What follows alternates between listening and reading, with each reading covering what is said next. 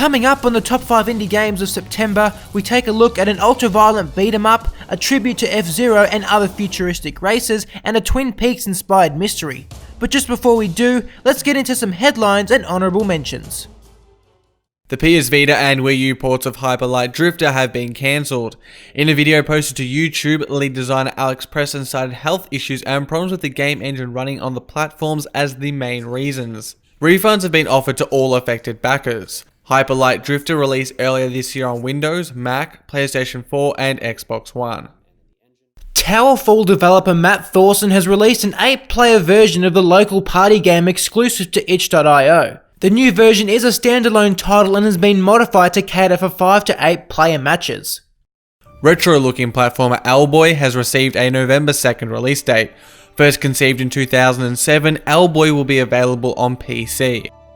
11-Bit Studios, the creators of 2014's This War of Mine, has announced their next game, Frostpunk. Due out next year, Frostpunk looks to also be a sophisticated game.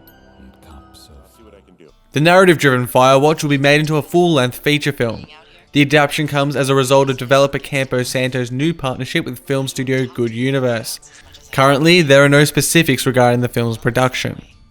Failbetter Games has revealed Sunless Skies, a sequel to the excellent Sunless Sea. The game will launch a Kickstarter in February and be available on Windows, Mac and Linux. Taking place up in the stars, Sunless Sky will be set in the same Victorian world as Sunless Sea. Finally, Darkest Dungeon has just released on the PlayStation 4 and PS Vita. The complete game released on PC back in January. Diagnosis is an ancient surgeon simulator made for Ludum Dare 36. With your patients at death's door, you must use leeches, urine and opium and other bizarre items to conjure a remedy. It's not completely finished and fairly short, but the game has terrific black humour and room to be expanded upon. Event Zero is a narrative-driven exploration game that's kind of like 2001: A Space Odyssey meets Portal. Alone on a ship, you must communicate and build a relationship with the insecure AI entity Kaizen, who can procedurally generate up to 2 million lines of dialogue in response to what you say. Again, it's a bit short, but the story and atmosphere are enthralling. If the wait for Cuphead is too much, Grampy Cats may be able to fill your appetite for old-timey cartoon-styled gaming. Another Ludum Dare 36 entry, Grampy Cats tasks you with cleaning Gramps' place before his date arrives. Adorable and jazzy.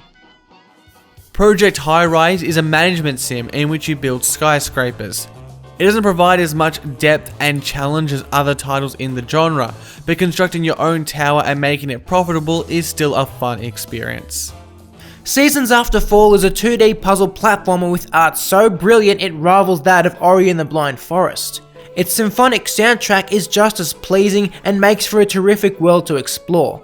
However, gameplay can feel repetitive after a while. Will come to consoles next year. Unbox is a physics-based platformer in which you guide a little box through crazy high-flying adventures. There are a ton of collectibles to gather and then customize your box with, as well as local multiplayer. With its tropical open world and light-heartedness, the game does well to capture that laid-back spirit of late 90s gaming.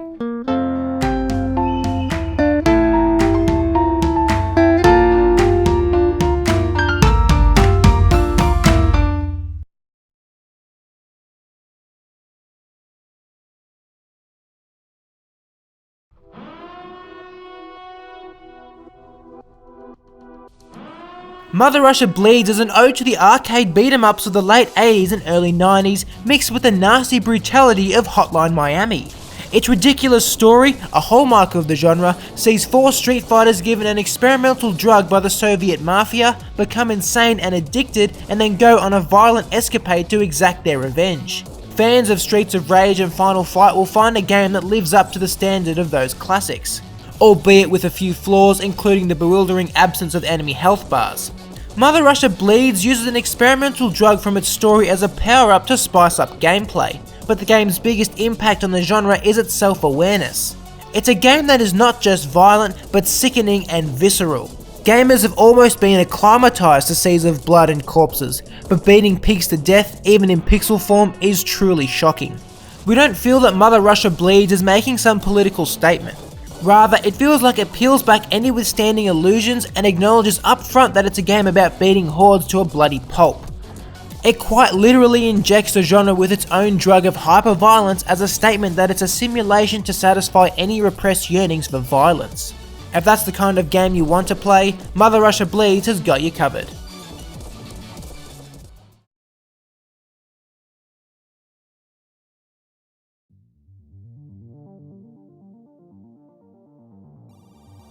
After a successful Kickstarter and a few months in early access, Halcyon's 6 Starbase Commander has graduated to full release. The game can be best described as an amalgamation of past titles. There's the base building of the more recent XCOM series, a turn-based combat system that mirrors the early Final Fantasies, and the spacecraft and crew management of Faster Than Light. Rather than feel hodgepodge, Halcyon 6 manages to blend all these elements into one cohesive whole. You send fleets out to explore, fight, complete missions, and ultimately collect resources. When they return, you use the resources to upgrade your base and ships, which then allows you to control more territory and see off greater threats. The cycle then repeats. The only problem with such sequential gameplay is that it takes just one rotten component to spoil the game. For Halcyon 6, that rotten component is the never-ceasing chore of gathering resources. It quickly becomes tedious and burdensome and takes you away from the other truly fun parts of the game. It's not a deal breaker, but it makes the game a real grinded out RPG. The other key feature we haven't mentioned yet is Halcyon 6's Star Trek-like diplomacy. Instead of fighting with all the alien races you bump into, you can instead sit down for a productive chat. Here, the witty humour of the game really comes to the fore. These interactions are a real highlight, and we'd have loved to see them developed further. In terms of duration, the game takes a while to complete, and can get seriously challenging at points. Although not without its failings, Halcyon 6 makes for a terrific strategy-oriented space adventure.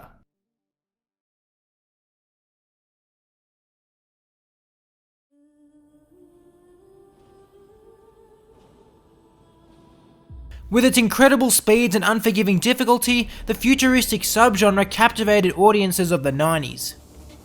It produced household names like F-Zero, Wipeout and Roll Cage, but for the last 20 years the futuristic racer has laid dormant. As seems to be the case with everything 90s at the moment, it has seen a mini resurgence of late. Neo-Fast Racing came to the Wii U last year, and Distance and Grip are promising early access projects. Redout, released this month, is arguably the most polished futuristic racer of the last decade. A Redout is when negative G-force makes blood flow to the head, causing red vision. Redout the game isn't that dangerous, but its speed is absolutely blinding, reaching speeds of 900 km an hour. It also ticks a lot of the other boxes you'd expect from the subgenre: crisp visuals, gorgeous backdrops, a variety of power-ups, and being bloody difficult. Forget about mastering the game, Redout takes hours just to get competent. There aren't any weapons, but durability is a big part of the game. Hitting into walls and other hovercrafts will chip away at your health and potentially blow up your car, forcing a restart and the loss of precious seconds. This need for survivability balances the need for speed well, adding nuance to the game. The 7 race types are designed to focus on one of the 2 elements more than the other. For instance, Instagib has increased wall damage and no respawns. This affects vehicle choice, but more importantly gets you thinking about how you race. We'd say Redout's most impressive feature is its handling. From the first race you can tell it's superbly responsive. Even if your times are too slow, it makes the act of strafing through the tracks joyful. The game also has online multiplayer and can fit up to 12 players in one race. The futuristic racer is a niche genre, but Redout ensures it won't be forgotten.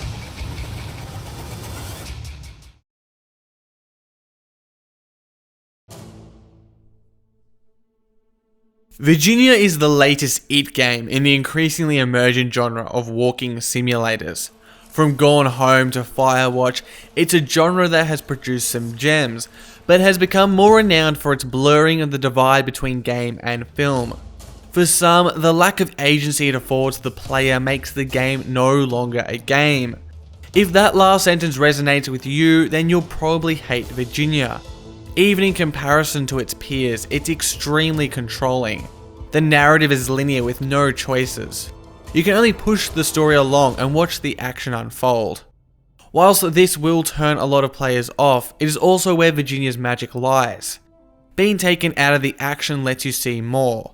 This is reinforced by the equally bold choice to have zero dialogue. It forces you to pay more attention to visual cues. You're encouraged to ponder symbols and their significance, and with less distractions, body language is allowed to communicate powerfully.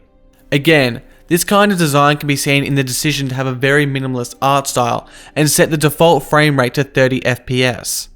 Virginia strips back video game conventions and interactivity, not just to give its story more prominence, but so that it can be received more attentively. It encourages active viewing, and it's here that we can understand how it differs from film.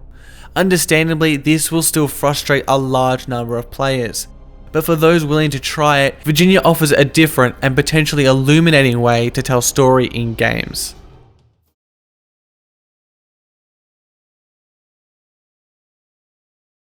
In 1993, a game called Myst was released for Macintosh computers on CD-ROM. From there, it would become the greatest selling PC game of all time. The Sims would eclipse that record in 2002, but by then Myst had already pioneered both the point-and-click adventure and the popular adoption of CD-ROMs. 23 years later, original creators Cyan Inc. are continuing Myst's legacy with the release of Abduction. The game begins on an island that could very well be the same one from Myst. However, it quickly teleports to a rocky desert where a purple city hangs in the background. Rather than be one logical creation, Abduction turns out to be four seemingly disparate worlds strung together. Immediately, this establishes the game's mystery and arouses curiosity. Although effective, this use of genre subversion is not really a theme of Abduction.